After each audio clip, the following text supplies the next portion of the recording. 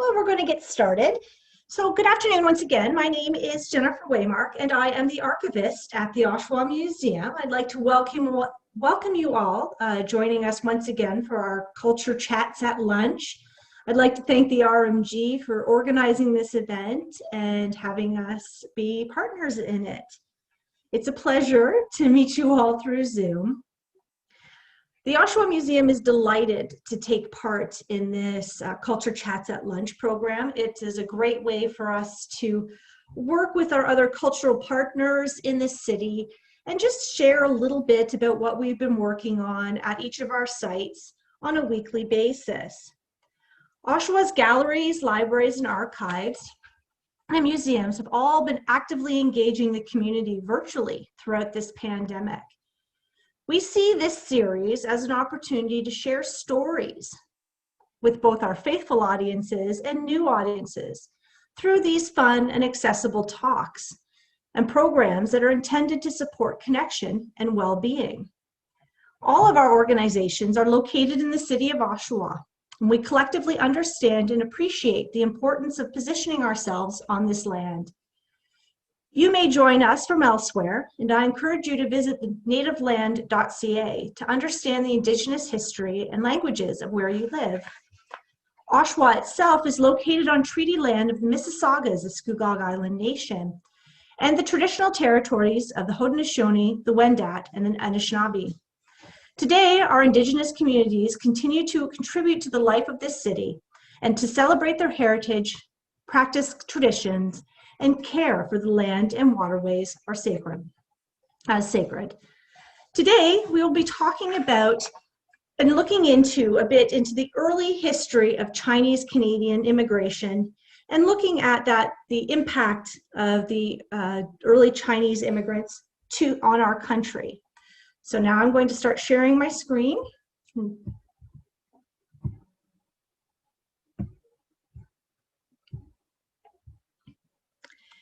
In Canada, May has been designated Asian Heritage Month. This is due in large part to the efforts of Senator Vivian Poy, the first Asian Canadian appointed to the Senate. Senator Poy put forth a motion in the Senate to acknowledge the tremendous impact of Asian Canadians on this country. In 2002, Senator Poy's motion was adopted, and the Government of Canada officially declared May as Asian Heritage Month in Canada. This talk is part of Oshawa Museum's ongoing efforts to expand the traditional narrative of Oshawa's history and to look at aspects that may have been left out of previous research. Chinese people have begun arriving in Canada before 1867, year of Confederation. These early Chinese immigrants came from one tiny area of southern China, and they spoke the dialects of that region.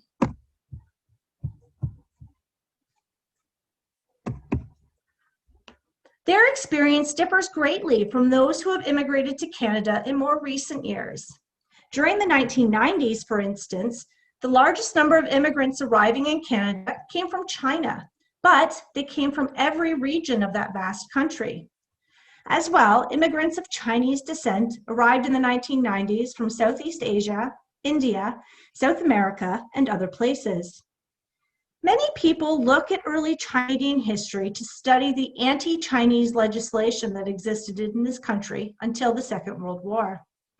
Awareness and understanding can help ensure that Canada does not repeat unjust actions of the past. At the same time, the Chinese in Canada have a proud history here. They helped to build and develop our economy. As well, they formed communities to support and protect their fellow immigrants who arrived from China. Historical research comes with challenges. Researching genealogy and tracing individuals through historical records often presents additional challenges, as you are reliant on ancestors' names and other vital records, which can be subject to change, officially or unofficially, or can be recorded incorrectly. When researching Chinese history in Canada, this is all the more complex when you consider language, spelling, and cultural differences between China and English or British Canada. Language and spelling are primary reasons for record errors, as Chinese names would be Romanized. Additionally, Chinese naming constructs differ in that while most English Canadians would have a surname and one or two given names that they would keep throughout their entire lifetime, Chinese individuals can have several. This means that the research must be even more meticulous to ensure that mistakes aren't made and that people aren't missed.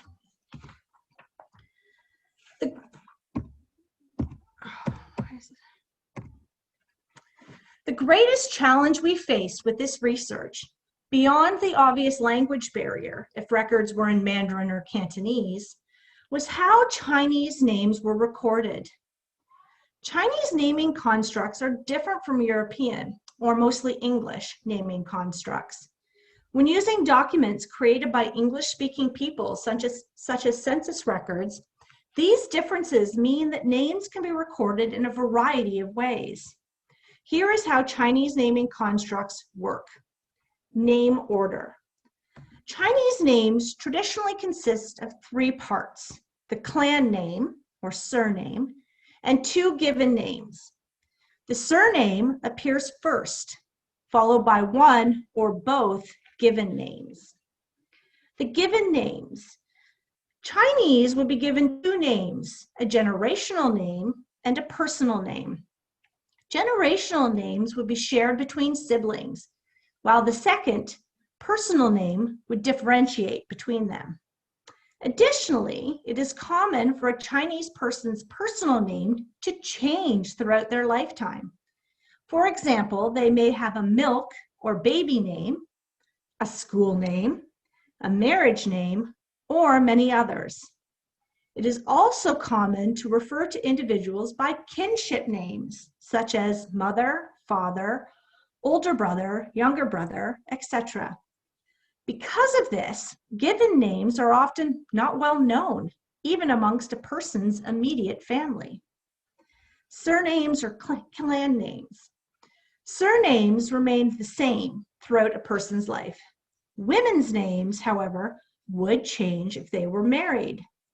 They would lose their given names and instead be known by the maiden name followed by she or si, which meant married woman. So, for example, the name Wang Shi Su. Wang refers to the woman's maiden name.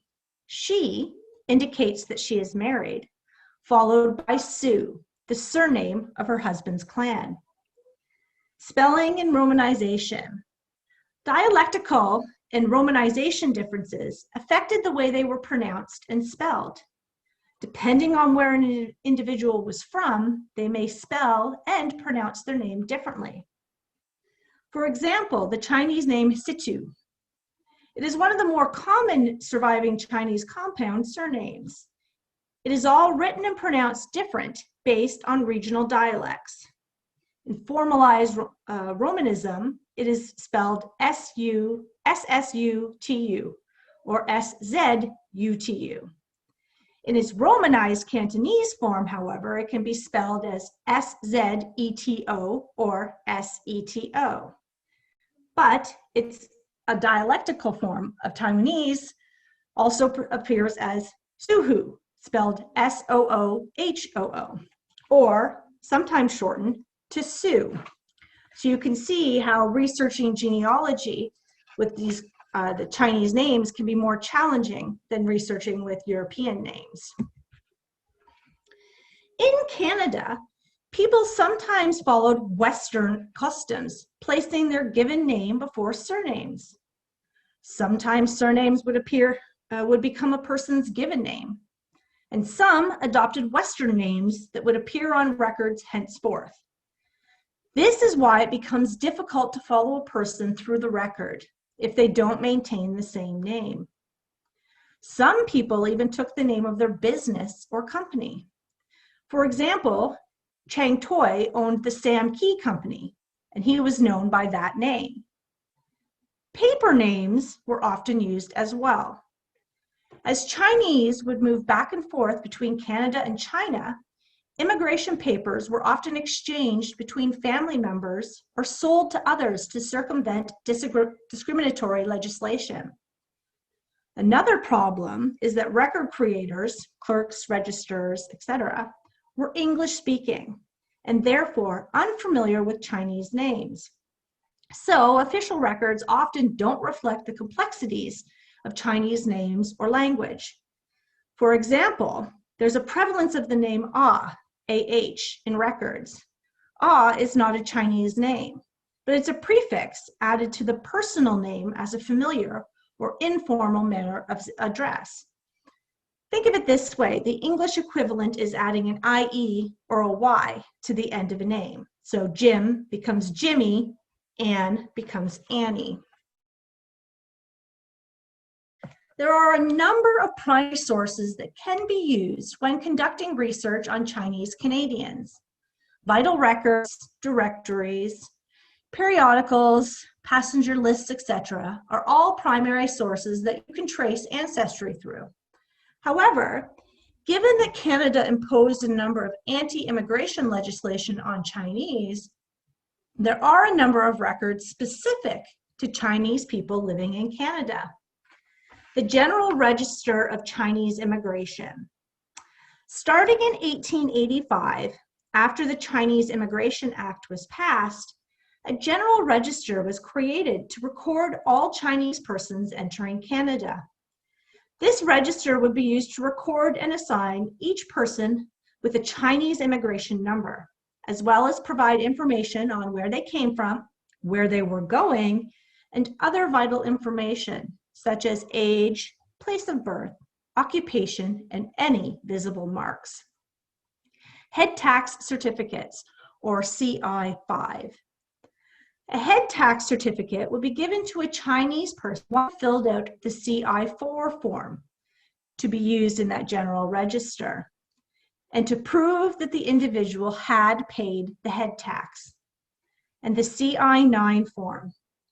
Chinese immigration number 9 records were used whenever a Chinese person, foreign-born or native-born, wished to leave Canada temporarily.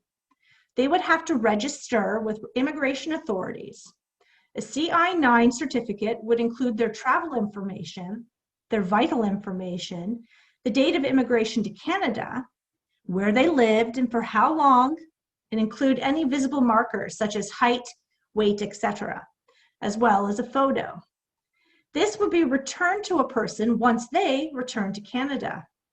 It also included a declaration by one or more individuals they were known in Canada, attesting to the information listed on that form.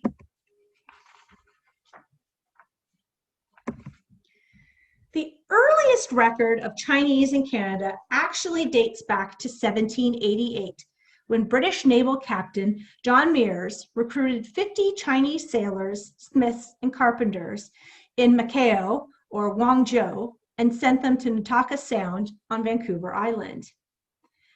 In that first year, the Chinese laborers established a small fortress, a dockyard, and a schooner. The following year, Meares recruited another 70 Chinese in Guangzhou. But the fort did not last long. In the summer of 1789, the Spanish Navy took control of Nataka Sound, and the historical record of the Chinese laborers ends. Some were imprisoned and sent to Mexico, while others that escaped were either killed or joined with local indigenous groups on Vancouver Island. It wouldn't be until 1858 that Chinese would once again return to Vancouver Island. Virtually all Chinese immigrants who came to Canada between 1858 and 1950 came from the Guangdong area, more specifically, the Peril River Delta. Guangdong is the southernmost province of China and is Cantonese speaking. At this time, China was ruled by the Qing dynasty, or the Manchu. The Manchurians had taken control of China in 1644 after overthrowing the Ming dynasty. The Ming were the last Han dynasty of China.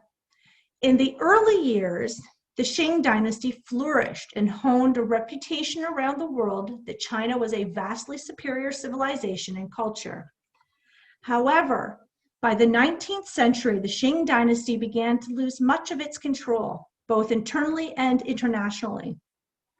By the mid-1800s, China's population had almost doubled to 420 million, and overcrowding led to shortages in land to produce food to feed the people.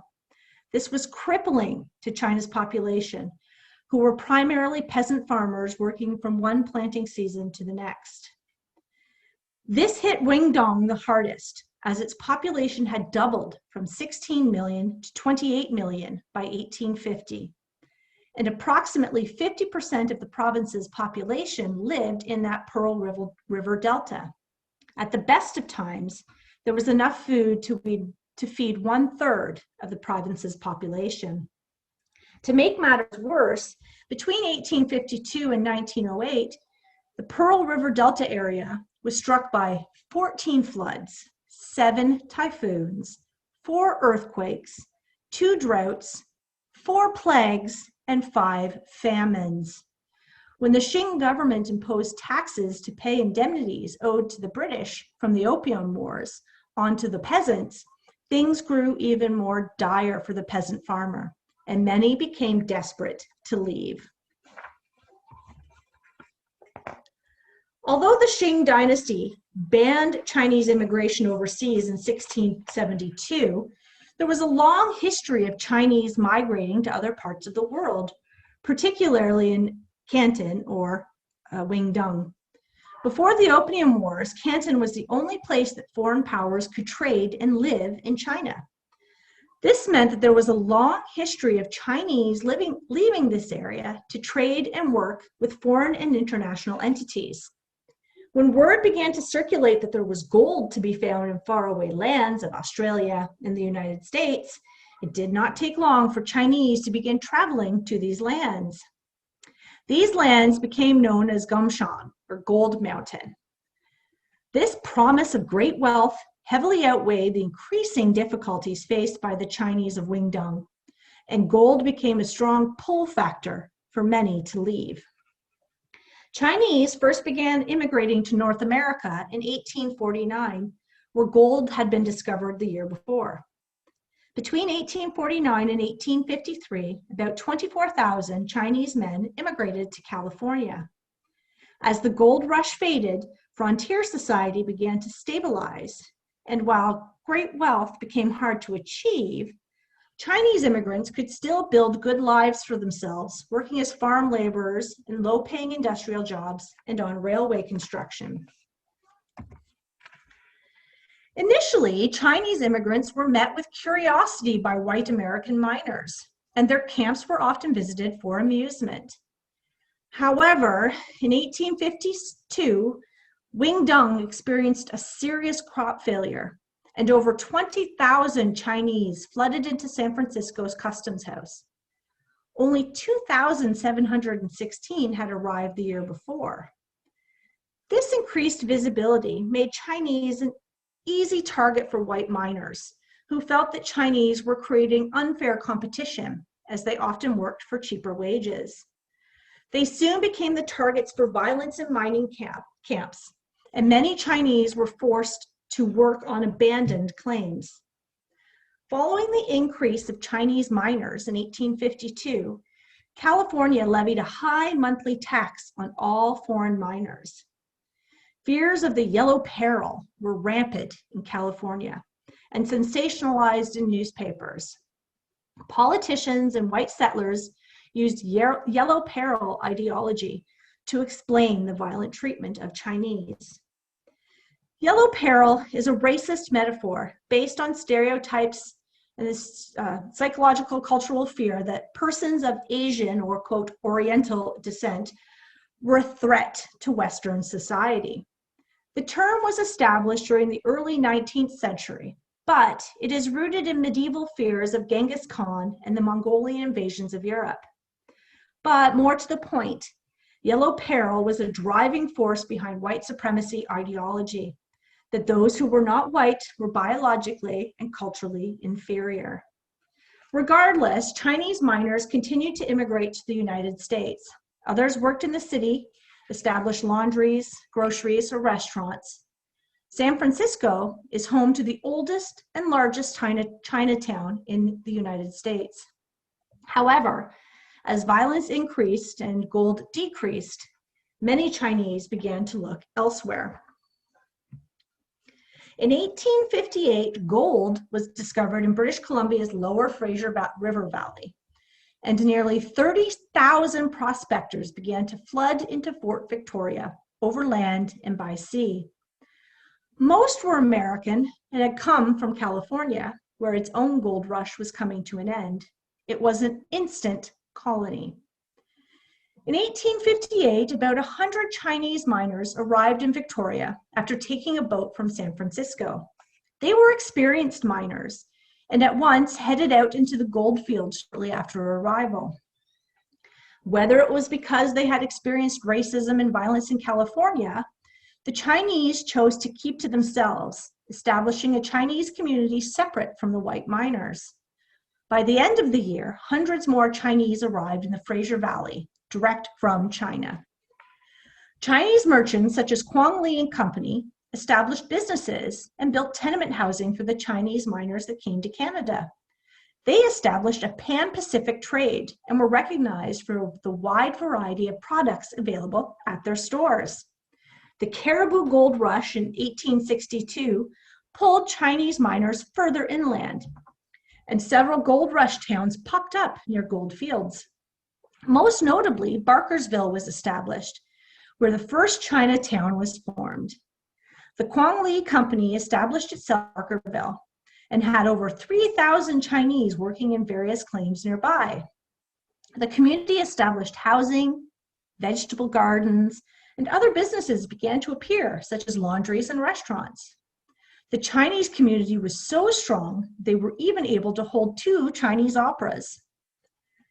Like in America before, Chinese miners were met with little hostility initially. However, as numbers grew, so did conflict between white and Chinese miners. Chinese were only able to mine in claims that had been abandoned to avoid physical violence or robbery. They would end up staying the longest, often clearing land around the claim and establishing vegetable gardens. As the economy stabilized and work shifted to wage labor, white laborers were not so tolerant of the Chinese. Chinatowns, which had become created to avoid conflict and reduce competition with white communities, became a point of contention. Chinatowns became proof that the Chinese were sojourners and unwilling to assimilate. It was estimated by British Columbians that Chinese spent only a third to half as much as white men, and therefore were not contributing to the colony's economy. Additionally, white laborers felt that Chinese laborers created unfair competition, as Chinese would work for lower wages.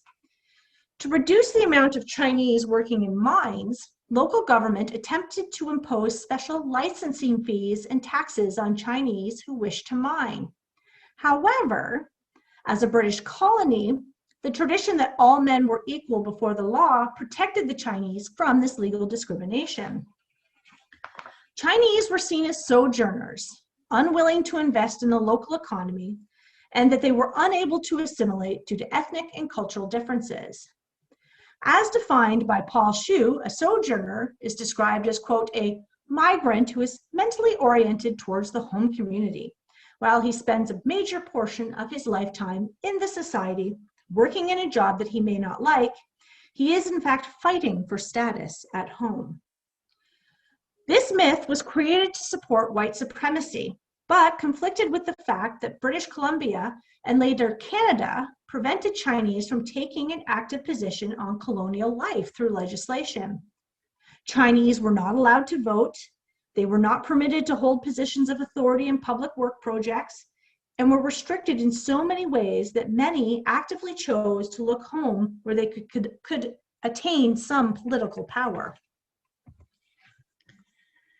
The construction of the Canadian Pacific Railway brought over 15,000 Chinese laborers direct from China. Andrew Onderdonk, the engineer for the CPR, had worked on the Pacific Railway in the United States and preferred the cheap labor of Chinese workers. With approval from the federal government, Onderdonk sent recruiters to Changshu to hire initially 10,000 Chinese workers. He also hired about 1,500 experienced Chinese miners from the United States. A majority of the Chinese were brought over to work on the railway were the poorest. For many, it was the only way they could travel to North America, as it was costly. At the time, it was about $40 per person per passage, plus settlement costs. While the CPR paved the way for many Chinese to come to Canada, it was up to the Chinese, once they were here, to provide themselves their own food and shelter in the railway camps. They also worked for wages about 50% less than the white rail workers, who would work the less dangerous jobs and were also given food and other supplies. Chinese laborers faced a great deal of danger in their work. The majority of the labor was to break and move rock. They would break down and move rock and span through mountain rock to build tunnels. They were given nitroglycerin instead of the more stable TNT explosives to span and tunnel through the Rockies. Oftentimes, Chinese would labor for days in a particular tunnel, only for it to collapse and to be abandoned. It is estimated that about one person died for every kilometer of track that was laid. Onderdonk said that about 800 Chinese workers died during construction. However, these numbers are likely inaccurate, as management did not take much care in recording the deaths of Chinese workers.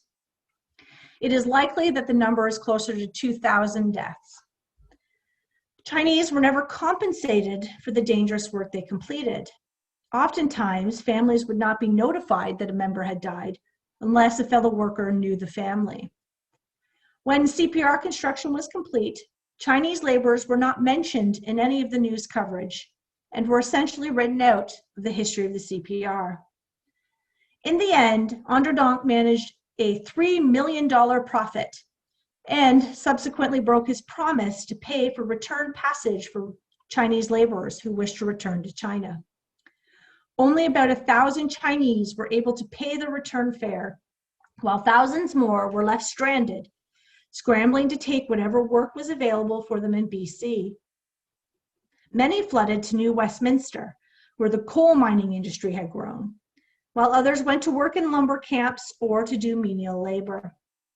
Many more worked as domestics or vegetable farmers, selling produce in town. And even more began to travel east to Canada's other provinces, establishing cafes and laundries. A year before the Canadian Pacific Railway was completed, the Canadian government had appointed the Royal Commission on Chinese Immigration. This commission's purpose was to obtain proof that restricting Chinese immigration to Canada was in its best interest of the country.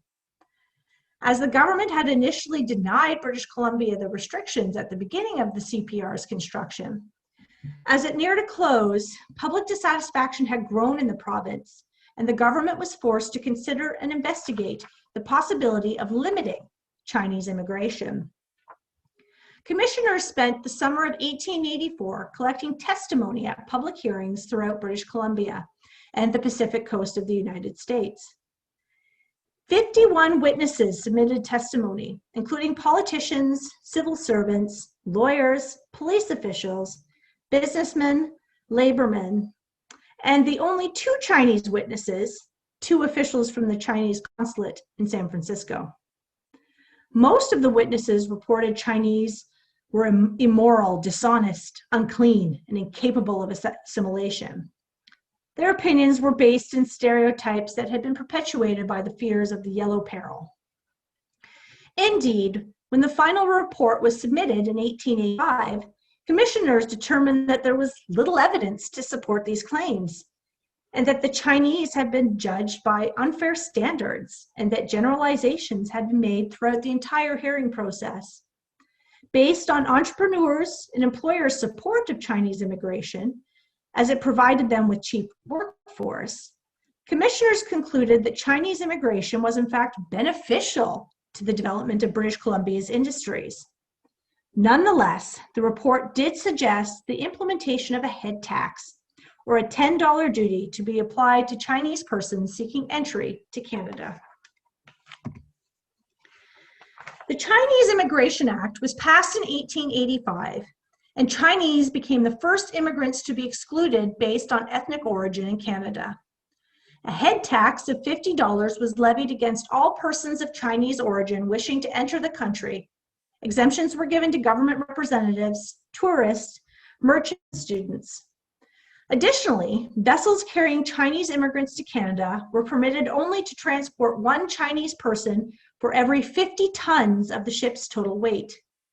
To compare, vessels were able to transport one European immigrant for every 2 tons of the ship's total weight.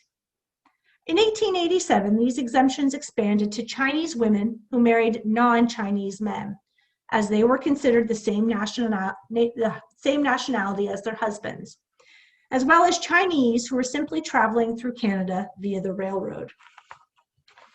This only temporarily stopped Chinese immigration. Economic development in British Columbia created a high demand for labor, and by the 1890s, Chinese immigrants were arriving in Canada in the thousands.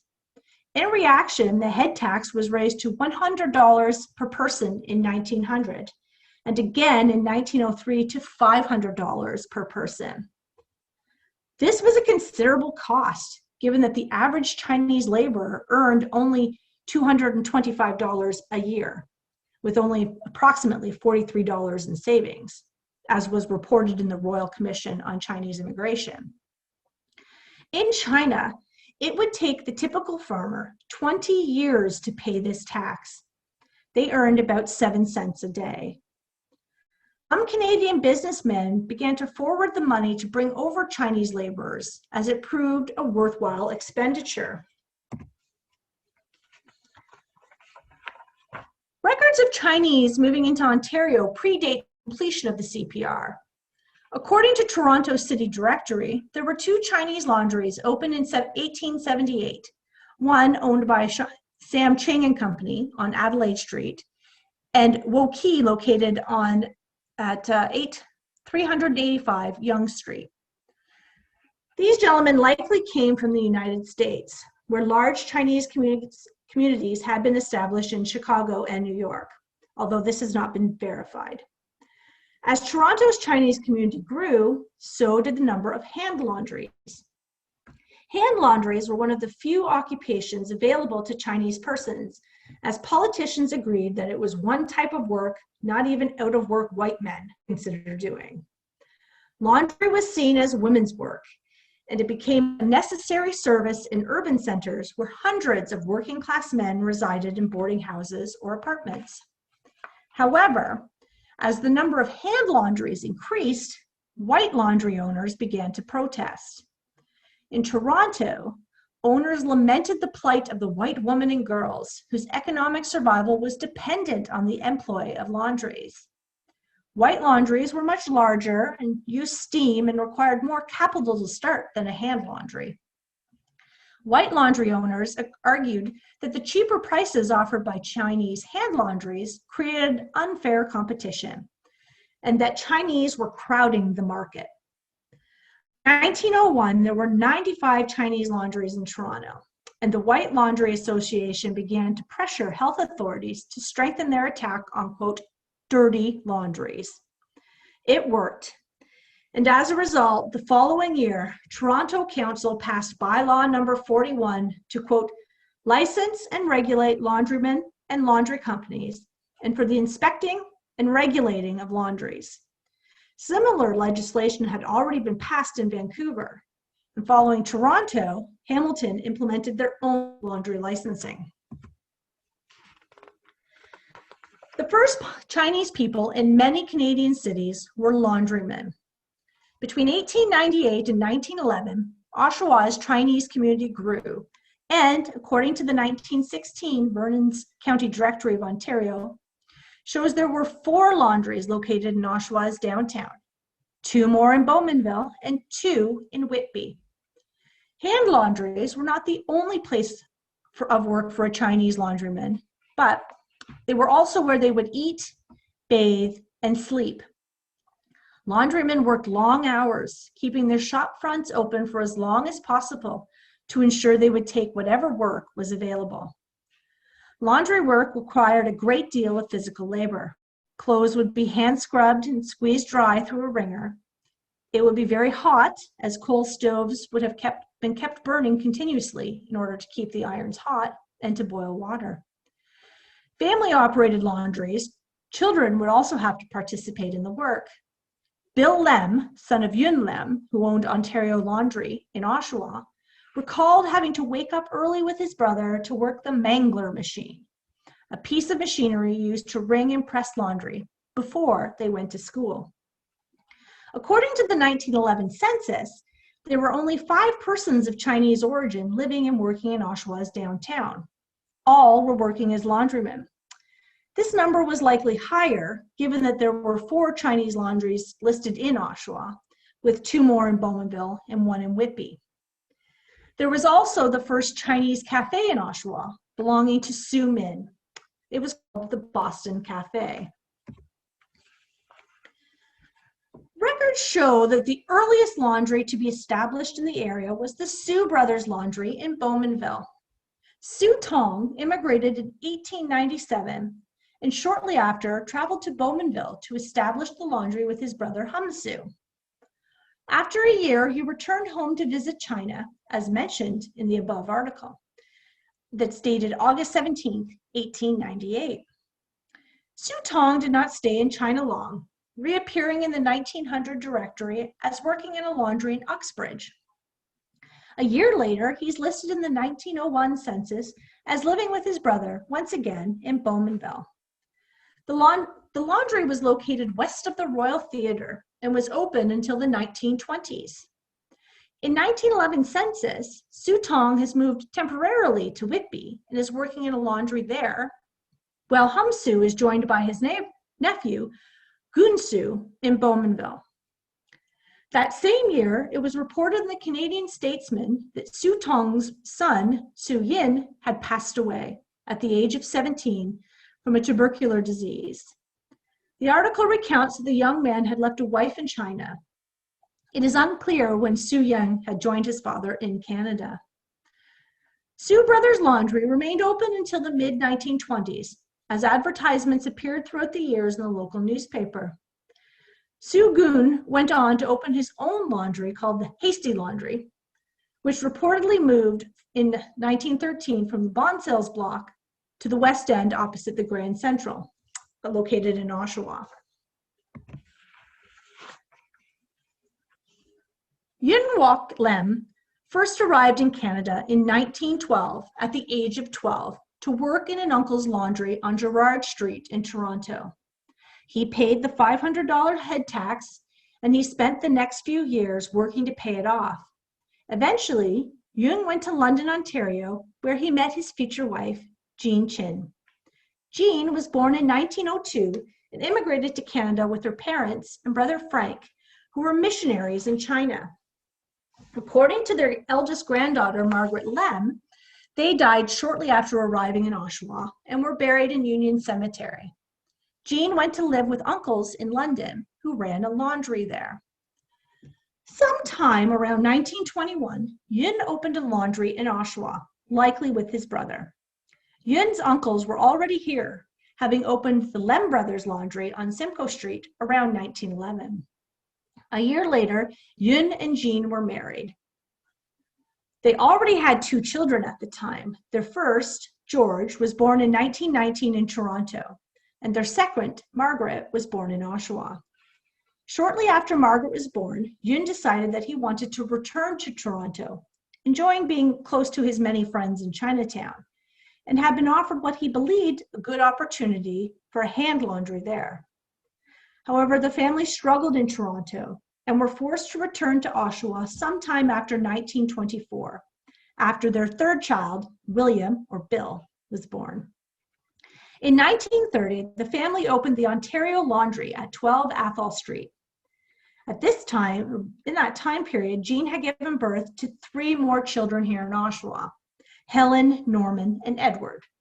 Brenda Lem explains their experiences growing up as one of 2 Chinese families in Oshawa.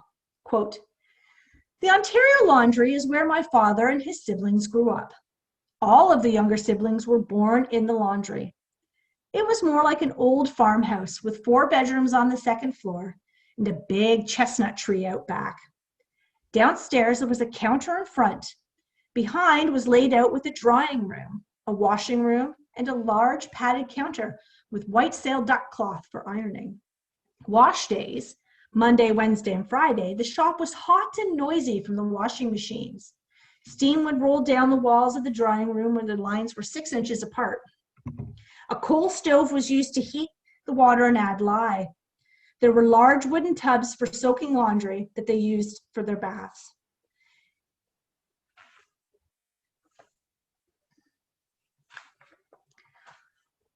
Although some people were good to my father's family, the kids were able to make friends in the community. Well, you can't help but be impacted if every day while your family is eating dinner, groups of kids walk past your home shouting anti-Chinese rhymes and insults. George, my father's brother, who would have been about 6 years old then, would go running out to confront them. But because they were a gang of kids, George would return home roughed up and bruised. But George was a fighter and demanded respect. When he played football, he'd tackle some big guy. Even if he was getting kicked in the head and his face was bleeding, he'd hold on until he got the guy down. Marg was the oldest of 2 girls and was the queen of the roller rink. Like George, she had a ferocity that held her in good stead. The Ontario Laundry remained open until the 1950s, and then all the children moved to Toronto. From the start of the 20th century, the Chinese opened cafes or restaurants in cities, towns, and small villages. They served Western food such as roast beef, steaks, and apple pie and ice cream. In many small towns and villages, the Chinese cafe owner would be the only Chinese person living there. Often he opened his restaurant close to the railway station or the horses stables, places where he found customers. Later, after the Second World War, it would be these restaurants that introduced people to Chinese food. Restaurants were the second most popular business that was available to Chinese immigrants. Families like the Soos were unique in that they were able to purchase a home, unlike many others who had to live above their restaurant. Wang Shi Soo and her husband Su Min are some of Oshawa's earliest Chinese immigrants. Su Min came to Canada in 1902, arriving in the Port of Victoria from Hong Kong. He paid the $100 head tax required by all persons of Chinese origin, and it had literally just been raised from $50 the year before. Sometime between 1902 and 1915, Su Min found his way to Oshawa and established a cafe at 4 King Street that later became known as the Boston Cafe. It was a very popular spot and enabled Su Min to purchase a family home on Simcoe Street.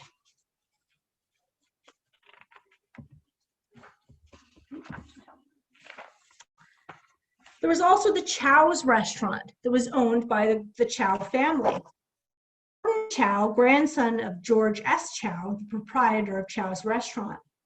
My grandfather immigrated to Canada from China during the early part of the 20th century to start a new life. Landing in Vancouver, he gradually made his way eastward across the country. After working in Alberta for a few years, he saved enough money to move to Napanee, where he opened a Chinese restaurant with a partner. Eventually, Grandpa decided he needed to move on to bigger and better things and brought his business acumen to Oshawa. His newly adopted city was the right fit for him, as he did not want to reside in a large metropolis like Toronto. But at the same time, Oshawa's close proximity to the big city allowed relatively easy access to Chinese restaurant supplies and raw foods. Beginning in the 1920s, he managed the Central Cafe of the hotel operating under the same name. He was married and had a family.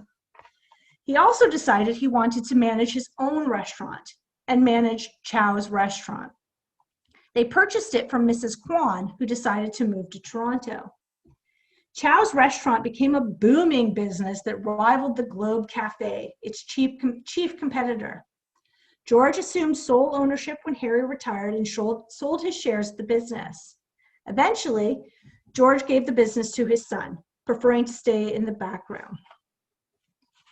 The family was very, very active in the community, and when the Oshawa Generals were resurrected in the early 1960s, they were looking for seed money to help the team grow.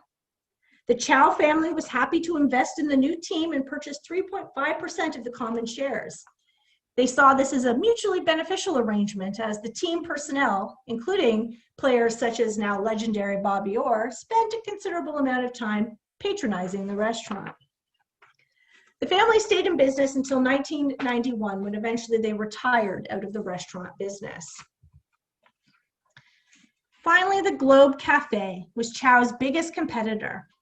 The cafe opened sometime between 1917 and 1921. The restaurant can be seen in the 1921 Town of Oshawa directory, being located at 13 King Street East, and was managed by King Lee Chow, who also lived above the restaurant. Chow had immigrated to Canada in 1907 and made his way to Oshawa. The 1927 shows us that Chow, living above the restaurant, along with Li Lik, Li Gi, Li Wu, and Yet Li. Lik, Gi, and Wu all worked at the Globe, while Li is listed as a student. By 1921, the Globe had changed hands and was now a partnership between members of the Sito family, along with Ing Soo and Harry Yu. This changed once again when in 1930, the restaurant became solely owned by members of the Sito family. During this time, Hong Sito took over ownership of the Waldorf Cafe as well. Hong Sito, one of the first partners in the restaurant, came to Canada from China in 1910. He, along with other members of his family, built a business that was beloved in Oshawa. If you ask people who grew up in Oshawa about the Globe, they will tell you fond stories of family celebrations, date nights, and fun times spent at the restaurant. Apparently, the fries at the Globe were the best in Oshawa. Hong Sito retired from the business in 1972, but the business carried on and continued to be run by members of the Sito family. Like so many of our research projects at the museum, this research is ongoing. It is also an important part of our focus on shifting the historical narrative to stories that have been untold or rarely mentioned. Looking at our history, internationally, nationally, or locally, through a wider lens of different perspectives, not only gives us a more accurate view of our past, but helps us to understand the world we live in today. Canadians of Chinese descent have called Canada home since before Confederation. Asian Canadians not only physically helped to build Canada, but also culturally and diversity, which has become an important characteristic of Canada. We will continue to add to our research and ensure that the story of Asian Canadian experience is told in our local history.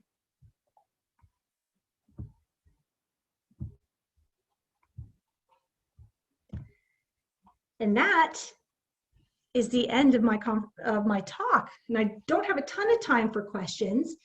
If you're interested in learning further about this, or you have questions that I may not have time to answer, please feel free to email me at the museum. My email is archivist@oshawamuseum.org, and I would love to be able to answer your questions and carry on with that. But for now, if Lisa can help me see if any questions that I maybe have that I might have missed.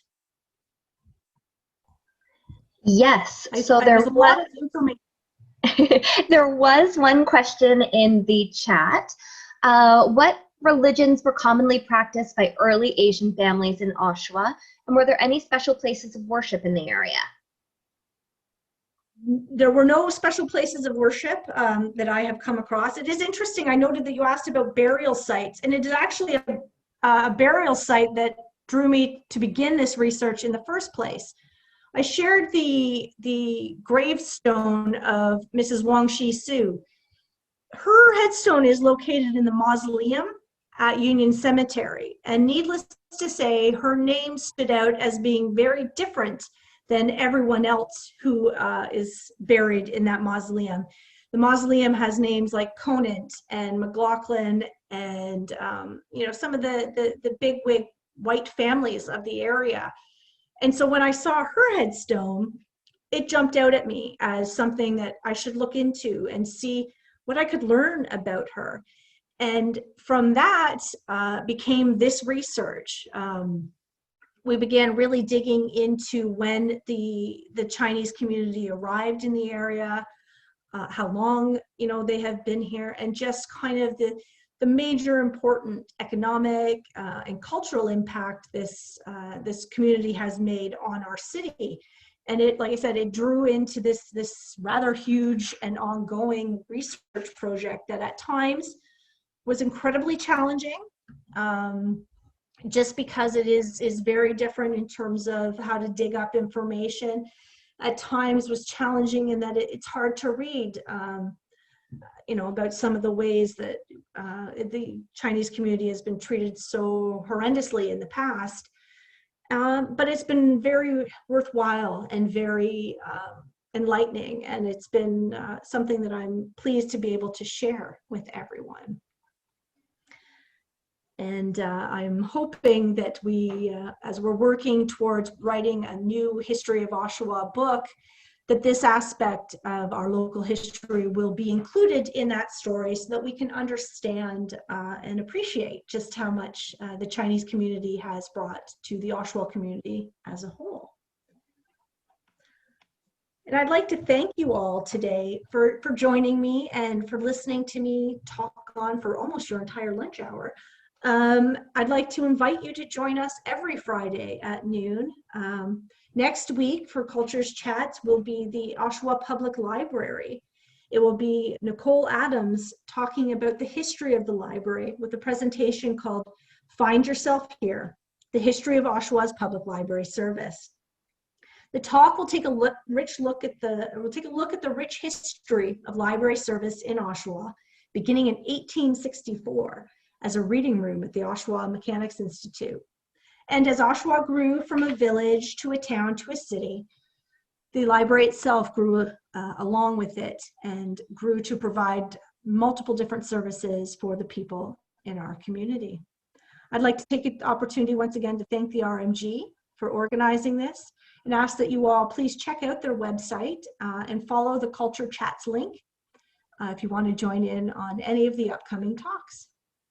As it is, I'd like to thank you all for joining me today, and have a great rest of your day and have a great weekend. Thank you.